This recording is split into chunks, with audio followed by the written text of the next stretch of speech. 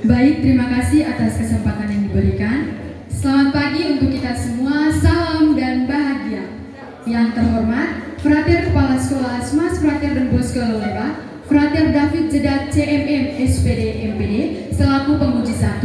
Yang kami hormati, Bapak Bernardus Bala Alior SPD selaku penguji 2. Yang kami hormati, Ibu Magdalena Nonalince SPD GR selaku penguji 3 sekaligus pembimbing kami. Dan yang kami kasihi teman-teman seperjuangan. Pertama-tama kami mengajak kita sekalian, mari kita haturkan puji dan syukur kehadirat Tuhan Yang Maha Esa, karena atas rahmat dan juga berkat-Nya, kita semua dapat berkumpul di tempat ini dalam keadaan sehat walafiat. Pada kesempatan yang pertama, izinkan kami untuk memperkenalkan diri terlebih dahulu. Saya Natalia Agnes Gelu selaku pembicara 1. Saya Maria Sartinis Nugar Rumaging selaku pembicara 2. Saya Ronaldo Andreas Firman Penusu sebagai pembicara 3. Berdirinya kami di sini, kami akan mempresentasikan hasil dari karya tulis ilmiah kami dengan judul yang kami ambil, pemanfaatan ekstra kacang kedelai atau glycine mark sebagai pengganti amonium sulfat dalam pembuatan nata de aloe vera.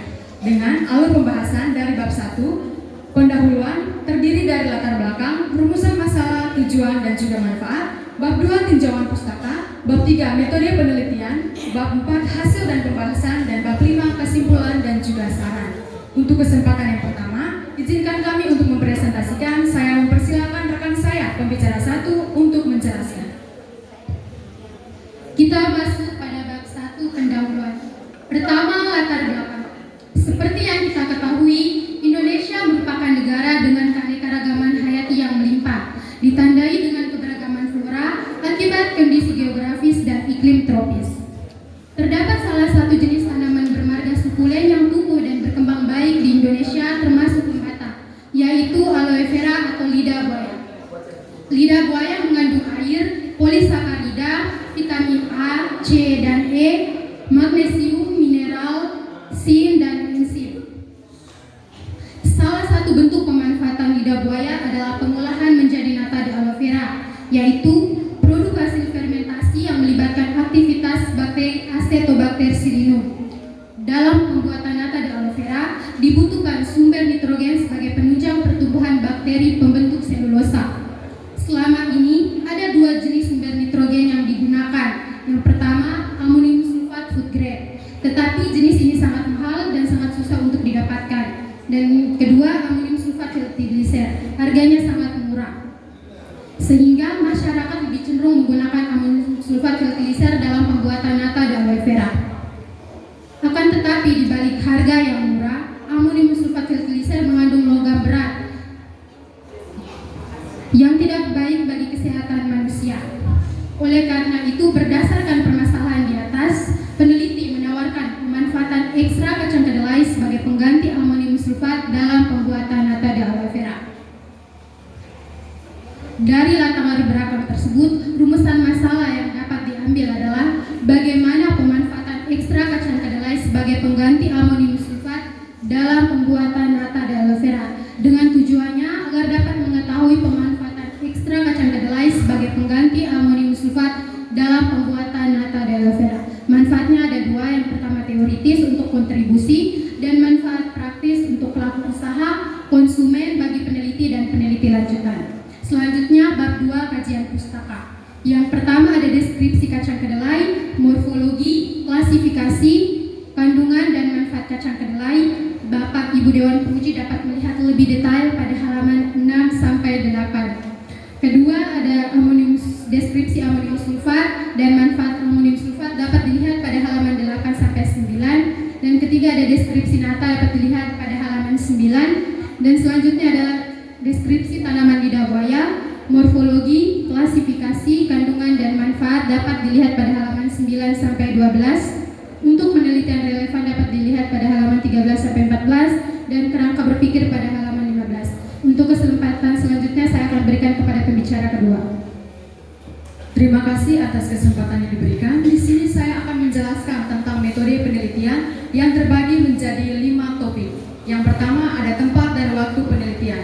Penelitian kami dilaksanakan digunakan di rumah rekan saya Natalia Agnes Gelu, Kelurahan Lomoleba Timur, Kecamatan Batukan, dan juga di Laboratorium Smas Frater Don Bosco Lomoleba sejak tanggal 11 Januari 2026 sampai 14 Maret 2026. Jenis penelitian yang kami gunakan adalah deskriptif kualitatif dengan metode eksperimen. Metode pengumpulan data, kami menggunakan 5 metode. Yang pertama ada studi literatur, yang kedua ada eksperimen, yang ketiga observasi, yang keempat uji organoleptik, dan yang terakhir studi dokumentasi. Adapun instrumen penelitian yang kami gunakan meliputi alat-alat dan juga bahan-bahan yang kami gunakan selama bereksperimen. Yang berikut adalah uji organoleptik. Uji organoleptik merupakan proses sistematis di mana para penilai atau responden memberikan penilaian terhadap produk yang kami buat sesuai dengan panca indera pada manusia. Yang terakhir ada teknik analisis data. Bapak Prater, Bapak Ibu Dewan Penguji, mohon maaf ada kesalahan pengetikan. Sebenarnya teknik analisis data yang kami gunakan adalah deskriptif kualitatif, tapi kami ketiknya kualitatif deskriptif dengan metode eksperimen. Selanjutnya bab 4, hasil dan pembahasan.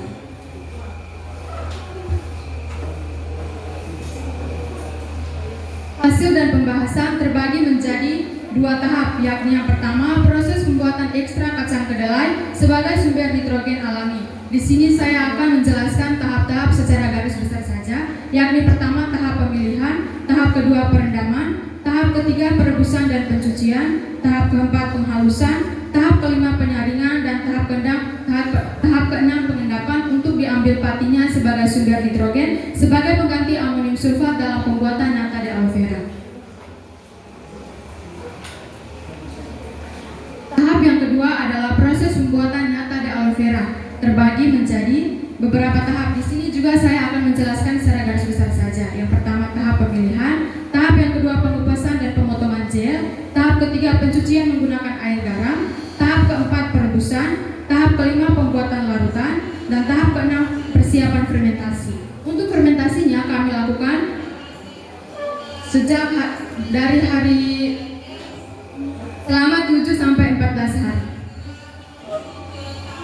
Yang berikut adalah hasil uji organoleptik dari segi tekstur, aroma, rasa, dan juga warna pada nata de aloe vera yang dihasilkan. Setelah peneliti melakukan uji organoleptik terhadap 10 responden, Frater, Bapak Ibu Dewan Penguji, mohon maaf ada kesalahan pengetikan. Di lembar karya tulis ilmiahnya 15 responden, tetapi hanya 10 responden. Setelah peneliti melakukan uji organoleptik terhadap 10 responden, diperoleh hasil yang menyatakan bahwa dari segi tekstur, terdapat 6 responden yang suka terhadap tekstur nata de aloe vera yang dihasilkan dengan rata-rata 4,4 yang dengan kriterianya adalah suka. Dari segi aroma, terdapat 6 responden yang suka terhadap aroma nata de aloe vera yang dihasilkan dengan rata-rata 4,4 dengan kriterianya adalah suka. Dari segi rasa, terdiri dari 8 responden yang sangat suka terhadap rasa nata de aloe vera dengan rata-rata 4,6 dengan kriterianya adalah suka. Dan dari segi warna ada 6 responden yang suka terhadap warna nata de aloe vera dengan rata-rata 4,0 dengan kriterianya adalah suka. Dari hasil tersebut dapat diperoleh kesimpulan bahwa tingkat kesukaan responden terhadap produk menunjukkan kategori suka. Kesempatan yang berikut saya serahkan kepada pembicara 3 untuk menjelaskan bagian kesimpulan dan juga saran. Baik, terima kasih atas kesempatan yang diberikan. Di sini saya akan menjelaskan tentang kesimpulan dan saran. Dari penjelasan pembicara 1 dan pembicara 2, maka di sini kami mengambil kesimpulan bahwa ekstrak kacang kedelai dapat dimanfaatkan sebagai pengganti amonium sulfat dalam pembuatan nata de aloe vera. Hal ini ditunjukkan dari hasil uji organoleptik dengan hasil nilai rata-rata tekstur 4,4, aroma 4,4, rasa 4,6, dan warna 4,0 yang termasuk kategori suka. Selain itu, produk yang dihasilkan juga lebih alami dan memiliki nilai gizi. Terakhir ada saran. Saran pertama bagi masyarakat. Bagi masyarakat diharapkan masyarakat dapat mengetahui bahwa ekstrak kacang kedelai atau glycine max dapat dimanfaatkan sebagai pengganti amonium sulfat dalam pembuatan nata de aloe vera. Selain itu, masyarakat juga dapat menjadikannya sebagai pilihan makanan yang sehat dan kaya akan manfaat alami. Bagi peneliti selanjutnya, disarankan untuk melakukan uji daya simpan karena menggunakan bahan organik, serta melakukan uji tes kandungan gizi yang terdapat pada nata de aloe vera. Selain itu, peneliti selanjutnya juga perlu memastikan apakah produk lebih cepat basi atau mengalami perubahan aroma ketika memiliki masa simpan yang lebih lama. Baik, sekian dari presentasi kami. Sebelum menutup presentasi ini, kami memiliki sebuah pantun.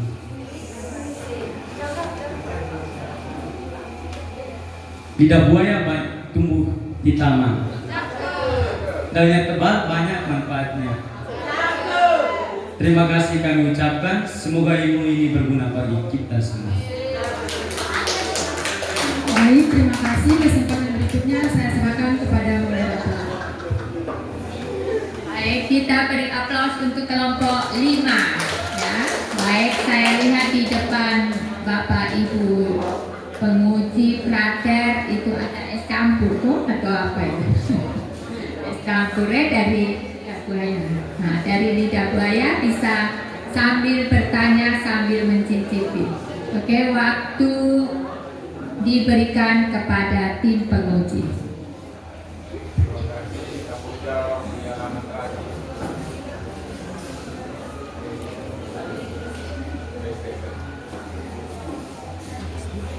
Tanggung jawab penulis di halaman terakhir. Siapakah yang hilang dari halaman terakhir? Saya berarti Kenapa? lupa mengirimkan biodata. Lain kali jangan seperti itu ya.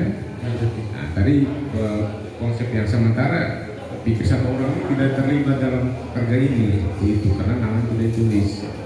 Lain kali jangan ya. Harap hati-hati karena sudah diuji. Kemudian yang berikut di bagian metode penelitian itu ada penjelasan di sini kan, diharapkan bisa disertakan dengan dokumen kan, di mana kan dilakukan di rumahnya itu, di mana foto tidak ada. Anda karena itu sertakan foto ya, sertakan foto di lampiran yang bukan di situ, jangan taruh di situ ya, di lampiran di belakang lain-lain tidak ada foto rumah itu, tidak ada ya.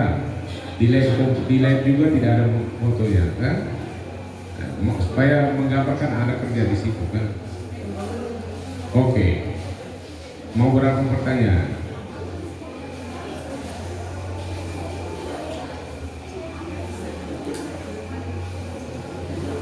Satu. Banyak sekali pertanyaan ini.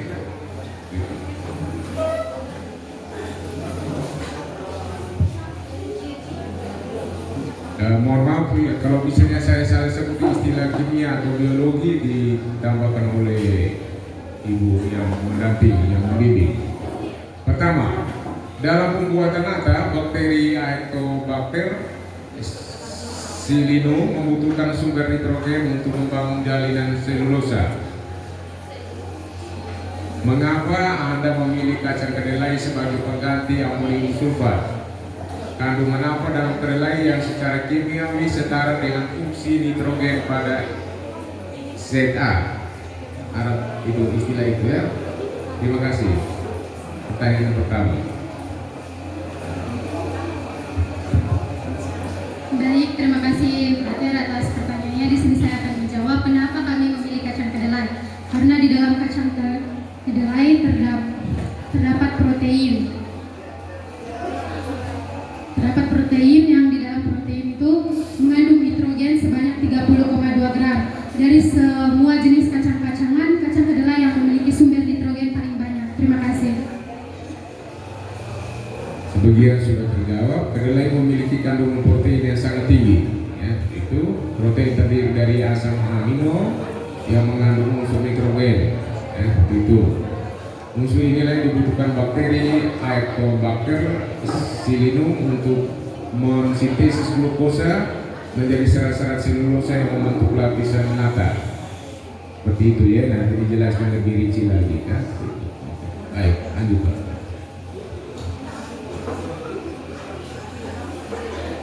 Oke, baik. Terima kasih atas kesempatan yang diberikan. Nah, di sini yang pertama saya ucapkan profesiat untuk kalian bertiga, Sartini, Andre dan Natalia yang sudah menyelesaikan karya tulisnya ini sampai saat mempresentasikan.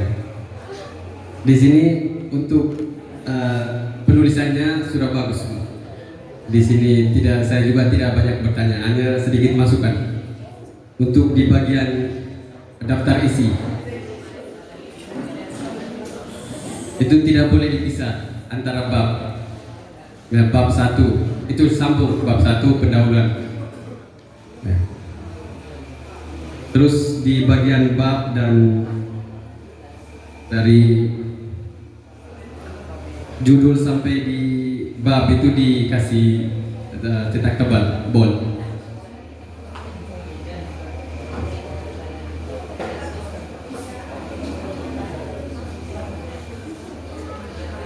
Terus yang berikutnya di kriteria skor di bab 3 halaman 17.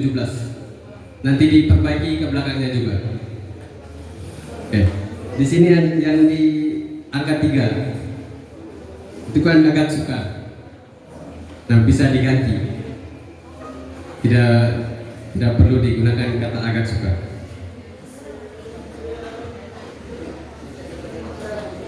Yang terakhir di bagian daftar pustaka.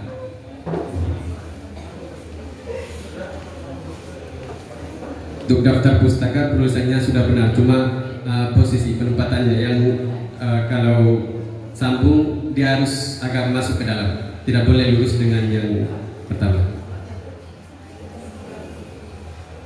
Oke, dari saya hanya itu saja. Kembali.